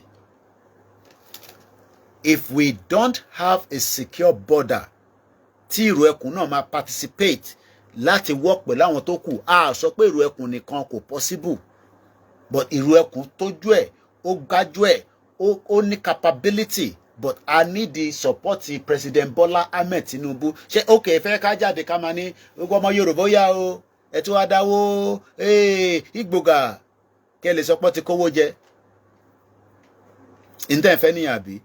Ṣé government ò kówó fún Àsárídòkòbọ̀, kò kówó fún Tompolo tó fi ń ṣọ́ pipeline? Mo ń bèrè ni o. So takawa tó wá against President Tinubu a dẹ̀ fẹ́ protect ilẹ̀ Yorùbá ká tó kúrò ní Nàìjíríà. Ṣé rí pé ọ̀rọ̀ yẹn ó nídìí ọgbọ́n, ó nídìí làákàyè. Because do you know the logistics of having a security? Ẹ fi ìpín kan kékeré ni. Ṣé sókà nìkan lolóyè náà fẹ́ protect? Gbogbo sókà ní sí nǹkan ọ̀bẹ anybody dá ó kò lè wọ sókà kó ní o fẹ́ lọ bá olóyè nínú àgbàlẹ̀. Lóòótọ́ a mọ̀ pé wọ́n lọ nígbà yẹn, but ó lọ́wọ́ ìjọba nínú. Kò ṣe pé àwọn èèyàn rí pé nǹkan kan fìrífìrí ṣẹlẹ̀, but Ọlọ́run tó ní ẹ̀mí Ìgbòho ní jásí tó ṣẹlẹ̀ ní July 1st, ẹ̀mí ẹ̀ máa bẹ torí kò sí lọ́wọ́ anybody. But look at the kind of people that we are dealing with. This is the reason why ìrú ẹkùn must be allowed to function in all our states. Tí mo dẹ̀ mọ̀ pé gbogbo gómìnà máa bá wa fọwọ́ kún. Tí wọ́n dẹ̀ gbọ́dọ̀ support àwọn tó ń operate ní ìrú ẹkùn yẹn ní state yẹn. Wọ́n ní ìdọ̀kadà, wọ́n ní this, wọ́n ní that. Kò ń ṣòwò kékeré lásán yìí. Tí gbogbo yẹn bá dẹ̀ wà òkè ní aráàlú náà máa dolówó. Ṣé ìyá tó ń kàtàbọ̀ láti state kan lọ sí state kan nísìnyí tó jí gbé tán ní kó lọ mú 30 million wá? Ìyá tó lóòótọ́ àwọn ìyá yẹn lówó burúkú lọ́wọ́, kò mú àwọn ìyá alájà kan ní my 12 tó lọ bá ọmọ wọn celebrate graduation ẹ̀ ní Harvard àbí kìíní kan l'Amẹ́ríkà. Yes, there are some of them that have been able to make a good turnover. But we need to work to make sure that more of the Yoruba people, our mothers, our brothers, our uncles, are elevated from poverty. It can be done within 4 years if we have a serious governor. Tabani governor tó fẹ́ ṣiṣẹ́ tó ń ṣe governor tí ó kàn fẹ́ kówó jẹ nìkan. Ní kẹ́ má tẹ̀ kówó jẹ, àná tẹ̀ kó jẹ, but ẹ ṣe the needful. Ẹ sọ àwọn èèyàn wa náà dolówó, ẹ yọ wọn kúrò nínú òṣì àti ìṣẹ́ tó wà nú ẹ̀. Aago 2:30 la máa parí ètò yìí. So we only have 33 minutes. Mo wo time. Àti wà ní 1:57 a.m. Live program lẹ́ ń wò yìí. Ilé-iṣẹ́ ilé ìyàtọ̀ analysis la wá ń ṣe ní bíbáyìí. In tí mo mọ̀ ṣe ni. But I am not going to allow anybody to say, in tẹ́ wá ń ṣe nísìn, kò yé yín, tó bá ti yé yín, kò yé yín nìyẹn. Because we are talking about security of lives and property under the governors, under the federal government. Federal rẹ̀ náà ti fún Ìgbòho ní àṣẹ máa báṣẹ́ lọ. Kí ló tún kù tá tó wá fẹ́? Káwájọ́ kò ká bẹ̀rẹ̀ sí bú Tinubu ká máa attack ẹ̀ so that ká lè satisfy conscience ẹ̀yin kan. Kò possible. A majority of our intel wà labroad, bí èmi náà ṣe wà labroad, àwa ní security, but àwa náà wà under threat level. Ní UK especially. UK tí àwa ń gbé yẹn mọ̀ mọ́ta America o. Ní UK tá à ń gbé yẹn, we are under serious security threat level. Warning, there is a likely attack in the UK before December. Ta fẹ́ mú yìí. Kọ́lọ̀ má jẹ́ kó ṣẹlẹ̀. So mo kẹ́yìn wa lórí TikTok. Mo kí ní gbogbo ibi tẹ́ ti ń wò wá. So yes, gbogbo wọn gbọ́dọ̀ ṣiṣẹ́ papọ̀ ni. Kò ń ṣe pé kí OPC máa jáde, àwọn Gani Adams, ẹ̀ ń bú Ìgbòho, ẹ̀ ń ṣe kí láti di gbogbo yẹn fún. Ẹ̀yin fi Ìgbòho sílẹ̀ kó máa ṣe content tiẹ̀, kó dẹ̀ máa ṣe movie, ká máa fún wọn ní 2 hours. Ẹ̀yin náà movie kan kẹ́ máa fún wọn ní 3 hours. Kí Àmọ̀tẹ́kùn máa ṣiṣẹ́ lọ, káwọn ọlọ́dẹ máa ṣiṣẹ́ lọ. Ọlọ́dẹ míì nísìn kò ní torchlight níbi tí ilẹ̀ ṣúdé yìí, ẹ̀dẹ̀ fẹ́ kó wọnú igbó. Lóòótọ́ ojú inú wà lára wọn tó ń ná àwọn oògùn burúkú lọ́wọ́, but we must give them the latest equipment to work with. Èló ló ń ta gbogbo kinní yẹn. Ẹ pé China kẹ́ order, káwọn governor order kó distribute fún gbogbo security. Kò ń ṣe pé kẹ́ máa sọ pé kí state kan máa sọ pé àwọn ò fẹ́ ro ẹkùn lọ́dọ̀ wọn. Kí ni gbogbo nonsense yẹn? I mean, this is the time that our governors must sit up and try to look into the lives of our people. Life of our people is very, very important. Adẹ̀dúpẹ́ láwọn state tí wọ́n kájú ẹ̀ tó ń ṣe. Ẹgbọ́n tó lóye sọ pé ká máa dúpẹ́ fún Babájídé Sanwó-Olú. So kémi dé nísìn kí n máa bú Babájídé Sanwó-Olú. And Babájídé Sanwó-Olú was the one that also initiate ọ̀rọ̀ ìrú ẹkùn fún olóyè Ìgbòho. Ṣé rò pé tí Babájídé Sanwó-Olú bá ní olóyè ò lè wá sẹ́kọ̀ọ́ láti wá ṣe intercol lọ́ṣẹ́ yẹn? Ní wá sẹ́kọ̀ọ́ náà kí la fẹ́ ṣe sí? So bíyàn bá ń gbá géèmù kan pẹ̀lú àwọn tíìmù kan tí géèmù yẹn bá di pé ó fẹ́ yíwọ́, ẹ wo bí England bó ṣe lọ defend nígbà tí a ti ń win ní Argentina. Ṣé ó yẹ kó defend ní 33 minutes? Ó yẹ kó kó mọ́ striker, kó sàká wọlé, kó àwọn tó máa bẹ́ẹ̀ gbá bọ́ọ̀lù tó máa lọ score sí wa, ó wá lọ ń defend bí Argentina ṣe bó ṣe yọ wá jáde nìyẹn. Waris Jinadu ní America, every state has its own helicopter and paratroopers. And they will be working with the police. So I pray that our governors will wake up and elevate poverty. Ẹ yọ àwọn èèyàn wa kúrò nínú òṣì àti ìṣẹ́.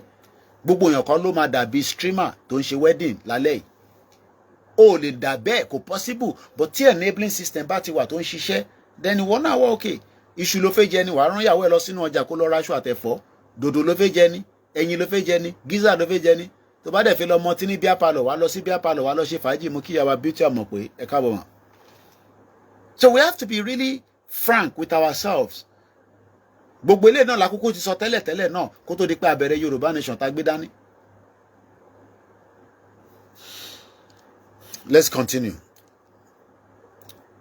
I will read now without any interruption. The Nigerian army has confirmed the arrest of a soldier, Private Muhammad Yusuf, recently declared wanted for his alleged involvement in illegal supply of military weapons to terrorists and other criminal elements. The army, in a statement on Sunday, this was 5 days ago news ní Monkai. Torí Sunday máa wò pé Koiki Sunday ò tí wọlé, 5 days ago ní news yìí.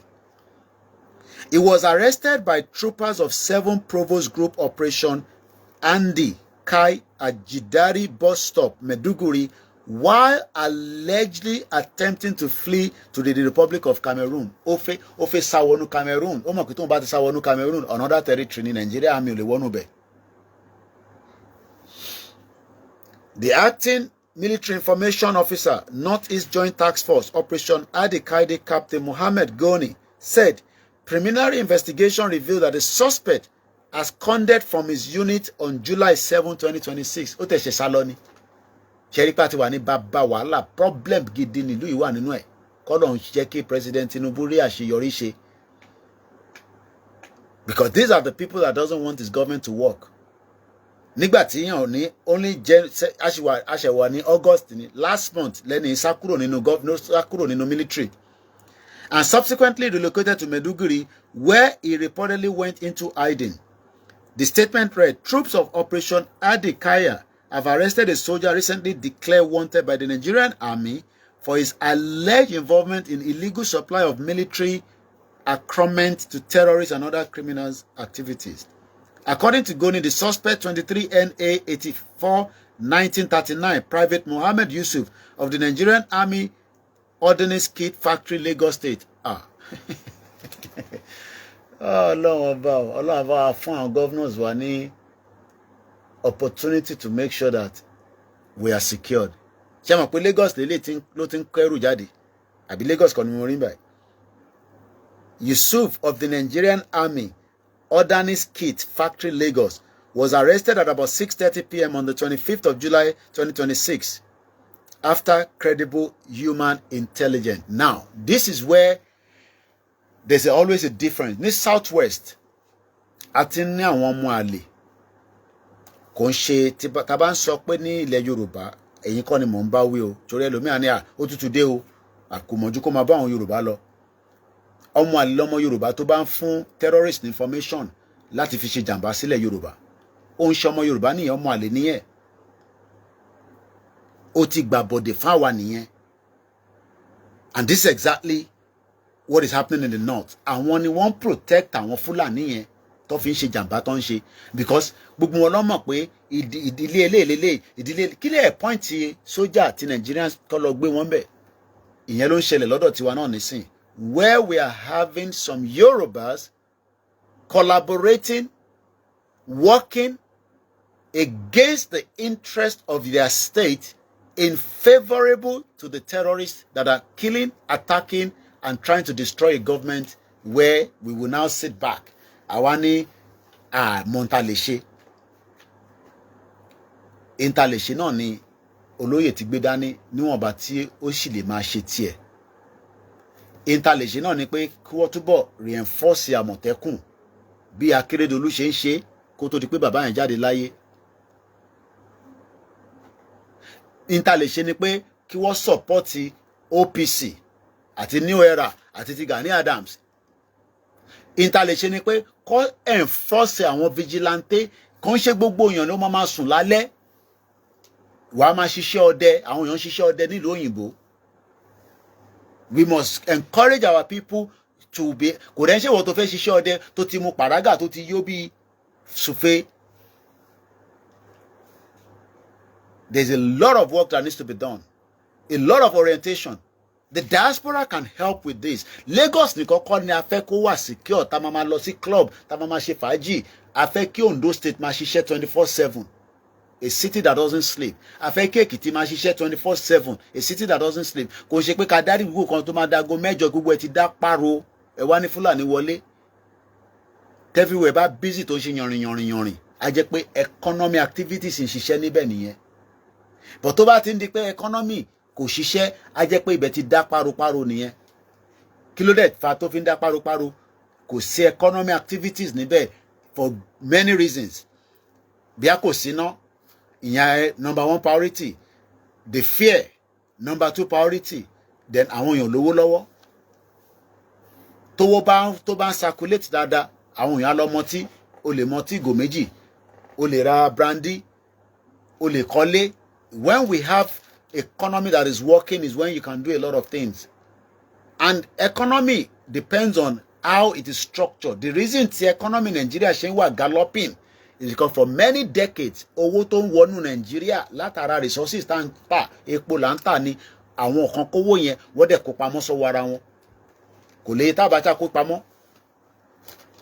àwọn kan wá ní ìbí president Tinubu ó ti gba loan ó ti gba kìnnìkan but ṣé president Tinubu ló sọ Nàìjíríà di bó ṣe wà yìí for many decades tó fi wà ń bẹ̀? Ṣé president Tinubu ni ó wà ní state yín láti 1999? ẹ̀gbọ́n tá Ọbásanjọ́ ń sọ òun àtàtìkù tọ́jọ́ ń gbàsí fúnra wọn. So you can see that we have so much. Moke Wisdom 669. Thank you, Koiki, watching from California. Tinubu is one of the best presidents of my time. Honestly, I still don't know why Yoruba will be against Sunday Igboho. Because of Igboho kó bọ́n jáde kó máa bá Tinubu jà ni. Ẹ̀yin kẹ̀dẹ̀ ní wálé tí wàhálà yẹn bá ṣẹlẹ̀. Ṣé fẹ́ fa Igboho sẹ́rìn? Ẹ rò pé illiterate ni. Tí nǹkan táwọn kan máa ń sọ ni wọ́n ní kó lọ sí school kó kàwé. Ṣé mọ̀ pé tó bá ti gbé nílùú òyìnbó lákọ̀ọ́kọ́ ó ti wà well advanced jẹun tó wà ní tó ní professor lọ́wọ́ ẹni tó gbé ní Germany tó gbé Canada tó ti káàkiri gbogbo àgbáyé níwọ̀nba tí Ọlọ́run fún. Kí láwa náà fi ń wá equipped báyìí torí a gbé nílùú òyìnbó ní yunifásitì mélòó láwa lọ nísìn. It's because we have been able to live in a society where we understand the differences. So that is on the soldier.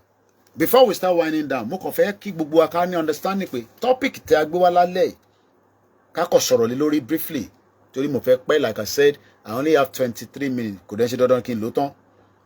Mo ti sọ̀rọ̀ lórí security but economy ńkọ́ báwo la ṣe fi ran àwọn governors wa lọ́wọ́ báwo ló ṣe máa ràn wá lọ́wọ́ kí economy kó lè boost within our state so possible.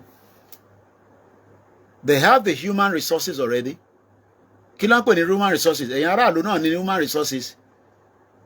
Kò ń ṣe pé ọkọ̀ wá fún wa ní búrẹ́dì kọ́ fún wa ní ògì. No. Ẹ fún wa ní nǹkan tó máa sọ wọ́n ní òyìnbó ní teach me how to catch a fish. Má fún mi lẹ́ja jẹ lójoojúmọ́. What our politicians have done is they've turned a lot of us to be unable to serve ourselves. What is sọ wá di ọ̀lẹ?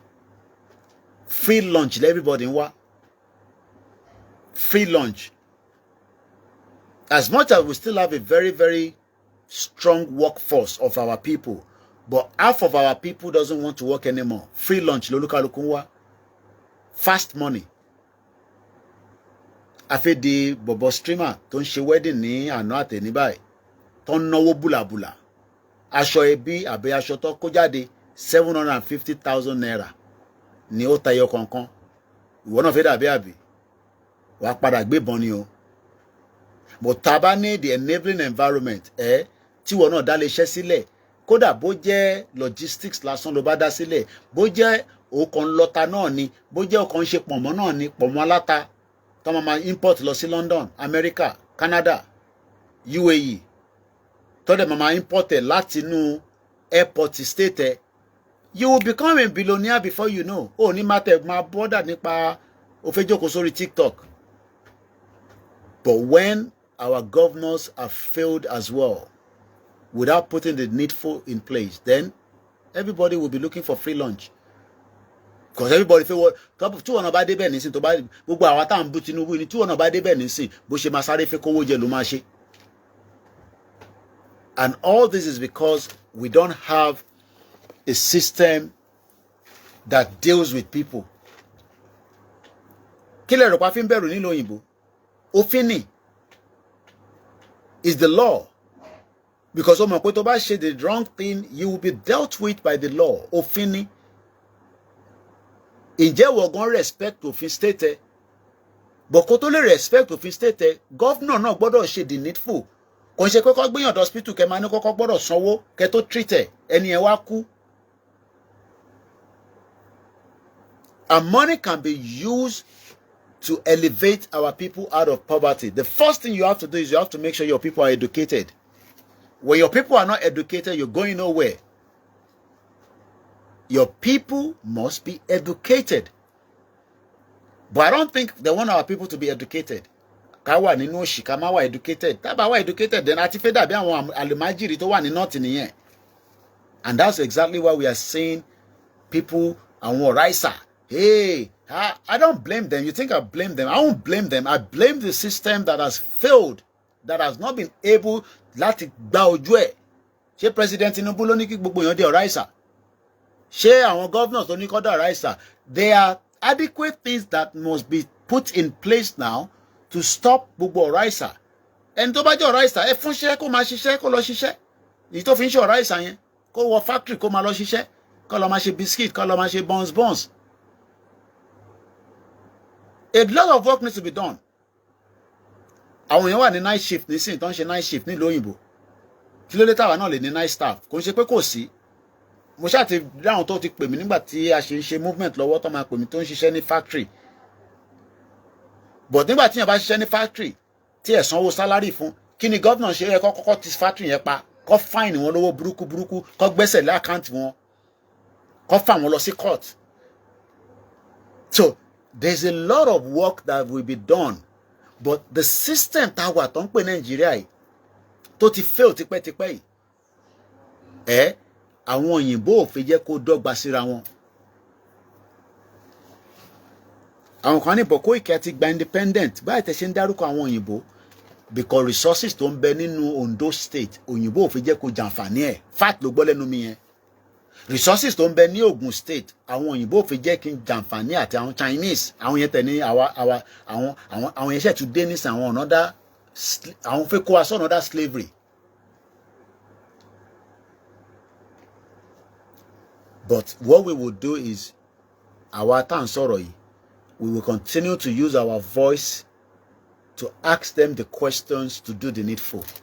But èyí tẹ́ wá jẹ́ aráàlú náà responsibility tẹ̀yin náà ni pé kẹ́ máa béèrè lọ́wọ́ wọn pé in tá à ń fẹ́ yìí ẹ gbọ́dọ̀ ṣe fún wa. kò sí continuity in government tí governor kan bá dé nísìnyí abandon gbogbo project tí kan ti ń ṣe bọ̀ á náà wọ̀n láìkí tó ń ṣe ní continuity. State wa dẹ̀ gbọ́dọ̀ inter a ní nínú state wa ó tó gbogbo wa jẹ́ tó bá put the measures in place, but they don't want to do that. So that is on the economy. Yorùbáland first. gbogbo nǹkan tó bá máa rò àkọ́kọ́ gbọ́dọ̀ ronú ilẹ̀ Yorùbá náà. àwọn bá wa níṣẹ́ tó pọ̀ tó máa ṣe because mo fẹ́ wind down. àwọn kábíyèsí wa iṣẹ́ sì pọ̀ lọ́wọ́ wọn èmi dẹ̀ mọ̀ pé Olódùmarè máa fún wọn ṣe. bí bàbá wa kábíyèsí ṣe dá iléeṣẹ́ sílẹ̀ ní Èkó ìyẹn bàbá wa Ọ̀jájá mo fẹ́ kọ́ bá wa replicate kọ́ wá àwọn olówó ńláńlá àwọn mọ̀ wọ́n máa ń pè àwọn kábíyèsí wa bàbá mi Aláàfin àwọn ní owó àwọn kan wà tó owó burúkú búrújì owó burúkú bẹ lọ́wọ́ wọn tọ̀tẹ̀ ẹlòmíì owó kọ̀ jókòó sákàǹtẹ̀ kò mọ tó fẹ́ fi ṣe àsọ̀rọ̀ owó kékeré o owó tó lè fi dá iléeṣẹ́ burúkú sílẹ̀. ṣé mọ̀ pé gbogbo àwọn inú igbó yẹn náà àní gbogbo ló máa lò a gbọ́dọ̀ preserve àwọn kan. ẹ jẹ́ kó open up the new corridor and ways of putting factories. ìyẹn máa mú economic vibration á máa vibrate. bó jẹ́ cup nìkan ló máa ń ṣe ní Ondo state á bring a lot of economic resources sínú bẹ̀. bó jẹ́ glass nìkan ló máa ń ṣe ní Ọ̀ṣun state politics kan nìkan náà ti máa rí owó ń bẹ káàkiri ní different sectors but ká tó lè gbé sector yẹn kó ṣiṣẹ́ a gbọ́dọ̀ ṣe the needful. We must first have a constant 24 hours electricity. gbogbo àwọn state governors wa gbọ́dọ̀ lọ jókòó padà pé báwo la ṣe fẹ́ ṣe Ọlọ́run dẹ̀ kúkú bá wa ṣe kò ń ṣe Gàmbàrí ló wà níbẹ̀ nísìn president Tinubu ló wà níbẹ̀ a lè lọ gbé investors wá. ṣé mọ̀ pé ní UK French àbí France wọ́n wà lára àwọn tó ń supply wa lẹ́nàjì tó ń pè ní EDF. èèyàn mélòó ló ń lo EDF lèmi ń lò lọ́dọ̀ mi nísìn èmi ò lo British gas EDF ni mò ń lò. It's a French company. ẹ jẹ́ ká lọ pè wọ́n wá kọ́ wá bá wa sọ̀rọ̀ ọ̀rọ̀ náà káwọn èèyàn wá rí náà lò. tí iná bá wà lómi máa wà la máa lè gbé omi jáde omi ń bẹ lábẹ́lẹ̀ wọ́n kàn máa pọ́ǹpẹ̀ síta ni tó máa dípò máa wọnú ilé sódà tó bá yàgbẹ́ wà lè flush. ẹlòmíì ní sìn tó bá yàgbẹ́ á ṣe máa bumi sínú korobá ní wíwà tá a ṣe wà ní ayé gbọ́n. These are challenges. These are works that needs to be done. kò ń ṣe pé kẹ́ ṣe títì after 3 days tójò bá rọ̀ ń bẹ́gẹ́ gbogbo ẹ̀ ti dàrú kò ṣe gbà. And in between that àwọn tó fẹ́ jí wa gbé àwọn ti mọ̀ pé ọ̀nà yìí ò dáa ṣé ìyẹn máa bá 80 miles per hour bọ̀ ìyàn kan dúró sọ́nà. We are living even no more than in the 80s. We are living like we are still living in the 60s. Ẹ má fojú àwọn olówó tẹ máa ń rí yẹn tó ń ṣọlé wọn tó àwọn èèyàn ń gbé nílé kan tẹ́ pé tẹ bá wọnú ilé yẹn bẹ́ẹ̀ máa pa ẹranko gan gbọ́dọ̀ gbénú bíbá. We need to elevate poverty out of our state. But ṣé ambition àwọn governors yẹn ni? Ṣó fẹ́ align ẹ̀ pẹ̀lú presidency lókè kí poverty yẹn lè kúrò? Because like I said, the presidency is dealing with the 36 states. But our governors, they are only dealing with each state. Governor Ogun State nísìn kò ní láti worry nípa Ondo State. Kí Ondo deal pẹ̀lú Ondo. Kí Lagos deal pẹ̀lú Lagos. Kọ́ de gbogbo wọn dẹ̀ work together. Kò ṣe pé ká máa sọ pé àfi bára wa ṣe. Let us share knowledge, share technology. Ibi tí ó bá need assistant, kọ́ pé state mi kí lẹ lè bá wa ṣe ní bíbáyìí. Ká jọ work together. Ilẹ̀ pọ̀ need láti ṣe máa lọ sọ fún wọn ní kẹ́bí kọ́kọ́ rẹ̀ sì wá àfi partner pẹ̀lú wọn. Ẹ partner pẹ̀lú state tí ilẹ̀ Yorùbá tó ní resources tó dá nípa ilẹ̀ kọ́ lọ máa gbìn kan síbẹ̀ kọ́kọ́ wá sí Èkó kọ́ta. So ọbẹ̀ Elédùmarè fún wa ṣe àníri jù bẹ́ẹ̀ lọ ní àṣálẹ̀. Gbogbo ẹ̀yin tí ẹ bá wa dá sí lọ́tún lósì ẹ bá wa share program yẹn kí àtújọ fele. It's just a small nugget. Energy is very, very important. Security, healthcare. And we pray and hope that in our lifetime, we will be able to see a better southwest of Yorùbáland that will work for us. Bí Nigeria might exist in another 10 years, I don't know. Ọlọ́run nìkan ló mọ̀ yẹn.